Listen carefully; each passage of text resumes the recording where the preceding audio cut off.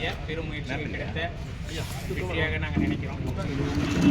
இப்போ வந்து கடைகளுக்கான அலாட்மெண்ட் அரங்க ஒதுக்கீட்டு கொடுத்துறை தோழர்கள் தலைவர் சிசுபாலர் பொருளாளர் கார்த்திகேயன் ஒருங்கிணைப்பாளர் தங்கமணி சார் அவர்கள் தொடங்கும் போது உங்களுக்கு ஏதாவது கேள்விகள் இருந்தாலும் சந்தேகங்கள் இருந்தாலும் கேளுங்க, நாங்கள் சொல்லிடுறோம்.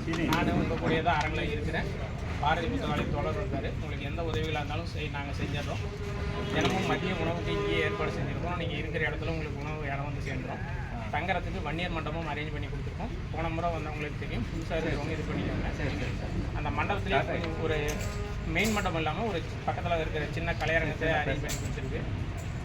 மகளிர் இருந்தீங்கன்னா அங்கே பயன்படுத்தும் 5 அறைகள் தனியாக இருக்குது. பயன்படுத்துகிறவங்க பயன்படுத்திக்கோங்க. ஏதாவது உங்களுக்கு சிரமங்கள் ஏதாவது இருந்ததுனாலும் நீங்கள் எங்ககிட்ட சொல்லுங்கள். உங்களுக்கு நாங்கள் என்ன வேணுமோ செஞ்சு தரோம். இப்போ குழுக்கு இது தொடர்பாக தங்கமணி சார் ஏதாவது சொல்கிறீங்களா?